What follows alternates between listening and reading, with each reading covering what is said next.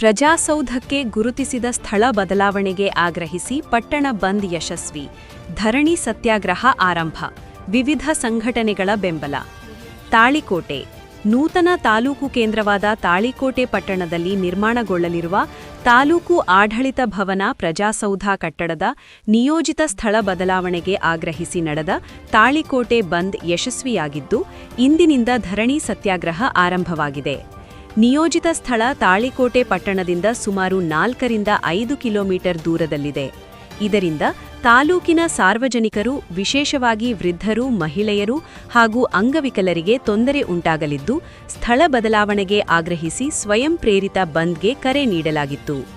ಬಂದ್ ಹಿನ್ನೆಲೆಯಲ್ಲಿ ಇಂದು ಬೆಳಗ್ಗೆಯಿಂದಲೇ ಪಟ್ಟಣ ಬೀಕೋ ಎನ್ನುವ ಪರಿಸ್ಥಿತಿ ನಿರ್ಮಾಣವಾಗಿತ್ತು. ಎಲ್ಲಾ ಅಂಗಡಿ ಮುಂಗಟ್ಟುಗಳು, ಕಾಯಿ ಪಲ್ಲೆ ಬಜಾರ ಬಂದ್ ಆಗಿದ್ದವು.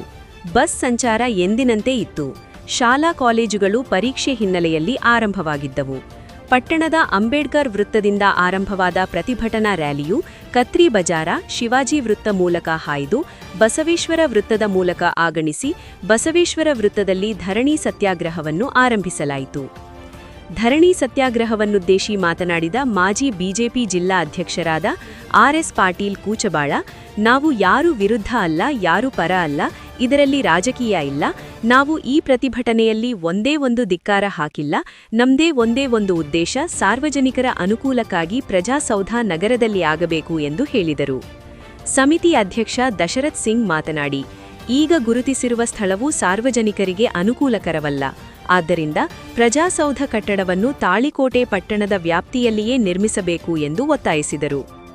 ಬಂದ್ಗೆ ವ್ಯಾಪಾರಸ್ಥರು, ವಿವಿಧ ಸಂಘಟನೆಗಳ ಪದಾಧಿಕಾರಿಗಳು, ಸಂಘ ಸಂಸ್ಥೆಗಳ ಪ್ರತಿನಿಧಿಗಳು, ಬೀದಿ ಬದಿ ವ್ಯಾಪಾರಸ್ಥರು ಹಾಗೂ ಎಲ್ಲಾ ಸಮುದಾಯಗಳ ಮುಖಂಡರು ಬೆಂಬಲ ಸೂಚಿಸಿದರು. ಹೋರಾಟದ ಸಂದರ್ಭದಲ್ಲಿ ತಾಲೂಕು ಹೋರಾಟ ಸಮಿತಿಯ ಅಧ್ಯಕ್ಷರಾದ ದಶರಥ್ ಸಿಂಗ್ ಮನಗೂಳಿ, ಗೌರವಾಧ್ಯಕ್ಷ ಎಸ್.ಬಿ. ಕಟ್ಟಿಮನಿ, ಕಾಶಿನಾಥ್ ಮುರಾಳ, ಮುತ್ತಪ್ಪ ಚಮ್ನಾಪುರ, ಎಂ.ಕೆ. ಜೋರಾಗಸ್ತಿ, ಮಾಸು ಮಸಾಬ್ ಕೆಂಭಾವಿ, ಪರಶುರಾಮ ತಂಗಡಗಿ, ಪ್ರಕಾಶ್ ಹಜೇರಿ, ರವಿ ಕಟ್ಟಿಮನಿ, ದತ್ತು ಹೆಬ್ಸೂರ, ರಾಜು ಹಂಚಾಟೆ, ಗಂಗಾಧರ್ ಕಸ್ತೂರಿ, ಮಂಜು ಶೆಟ್ಟಿ, ಸುರೇಶ್ ಹಜೇರಿ, ಸದ್ದಾಂ ಬೀಳಗಿ, ಲತೀಫ್ ಬೀಳಗಿ, ಅಮಿತ್ ಮನಗೂಳಿ, ನಾಗೇಶ್ ಕಟ್ಟಿಮನಿ, ತಿಪ್ಪಣ್ಣ ಸಜ್ಜನ, ಜುಮ್ಮಣ್ಣ ನಾಲ್ತವಾಡ, ಮಹೇಶ್ ಚಲವಾದಿ, ಮಾನಸಿಂಗ್ ಕೋಕಟನೂರು, ಸಿರಸಕುಮಾರ್ ಹಜೇರಿ, ನಿತಿನ ವಿಜಾಪುರ್ ಹಾಗೂ ಸರ್ವ ಸಮಾಜದ ಮುಖಂಡರು ಉಪಸ್ಥಿತರಿದ್ದರು. ತಾಳಿಕೋಟೆ ತಾಲೂಕಾ ಹೋರಾಟ ಸಮಿತಿಯ ಎಲ್ಲ ಪದಾಧಿಕಾರಿಗಳೇ, ಈ ಕಾರ್ಯಕ್ರಮದಲ್ಲಿ ಭಾಗವಹಿಸಿಕೊಳ್ತಾ ತಾಳಿಕೋಟೆ ಹಾಗೂ ಸುತ್ತಮುತ್ತಲಿನ ಗ್ರಾಮದ ಯಾವತ್ತೂ ಅಣ್ಣ ತಮ್ಮಂದಿರೇ, ಈಗಾಗಲೇ ನಾವು ತಾಳಿಕೋಟೆ ಬಂದಿಗೆ ನಾವು ಹೋರಾಟ ಸಮಿತಿಯಿಂದ ಕರೆ ಕೊಟ್ಟಿಲ್ಲ. ಎಲ್ಲರೂ, ಎಲ್ಲ ಅಸೋಸಿಯೇಷನ್ಗಳು, ಎಲ್ಲ ಅಂಗಡಿಯರು, ಎಲ್ಲ ಗ್ರಾಹಕರು, ವ್ಯಾಪಾರಸ್ಥರು ಸ್ವಯಂ ಪ್ರೇರಿತ ಬಂದ್ ಮಾಡಿ ಈಗೇನು ಮೈಲೇಶ್ವರ ಗ್ರಾಮದಲ್ಲಿ ಜಾಗ ನಿಶ್ಚಯ ಮಾಡ್ಯಾರ, ಆ ಜಾಗ ನಮ್ಗೆ ಅನಾನುಕೂಲತೆ ಆಗ್ತದೆ. ಖಂಡಿತ ಆ ಜಾಗ ಆಗಬಾರ್ದು ಸಲುವಾಗಿ ತಾಲೂಕಾ ಹೋರಾಟ ಸಮಿತಿಯವರಿಗೆ ನಮಗೆ ಬೆಂಬಲ ಸೂಚಿಸಿದ್ದಾರೆ.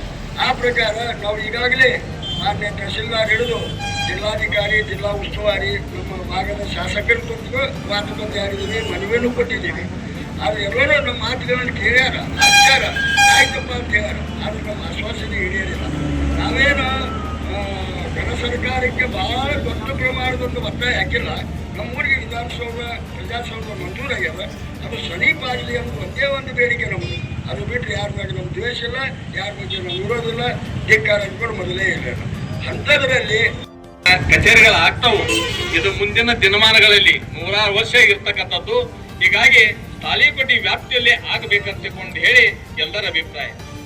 ನಾವಿಲ್ಲಿರ್ತಕ್ಕಂಥವ್ರು ಎಲ್ಲರೂ ಈಗಾಗಲೇ ಕಾಶಿನಾಥ್ ಅಣ್ಣವರು ಇವತ್ತು ಸ್ಪಷ್ಟನೆ ಕೊಟ್ಟಿದ್ದಾರೆ. ಇದರ ಹಿಂದೆ ನಾವು ಕೂಡ ಸ್ಪಷ್ಟಪಡಿಸಿದ್ವಿ ನಮ್ಮ ಉದ್ದೇಶ ಏನಂತೇಳಿ. ನಾವು ಯಾರು ಪರವೂ ಅಲ್ಲ, ಯಾರ ವಿರುದ್ಧವೂ ಅಲ್ಲ, ರಾಜಕಾರಣ ಅಂತೂ ಇಲ್ವೇ ಇಲ್ಲ. ಇದ್ರೊಳಗೆ ಏನೂ ರಾಜಕಾರಣ ಇಲ್ಲ. ನಾವು ಯಾರೂ ರಾಜಕಾರಣ ಮಾಡಕತ್ತಿಲ್ಲ. ಇವತ್ತು ಇಡೀ ಪ್ರತಿಭಟನೆ ಅಂಬೇಡ್ಕರ್ ಮೂರ್ತಿಯಿಂದ ಇವತ್ತು ಇಡೀ ನಗರದ ಅನ್ಕೊಂಡ್ರೆ ಇಲ್ಲೇ ಒಂದೇ ಒಂದು ಧಿಕ್ಕಾರಿಲ್ಲ.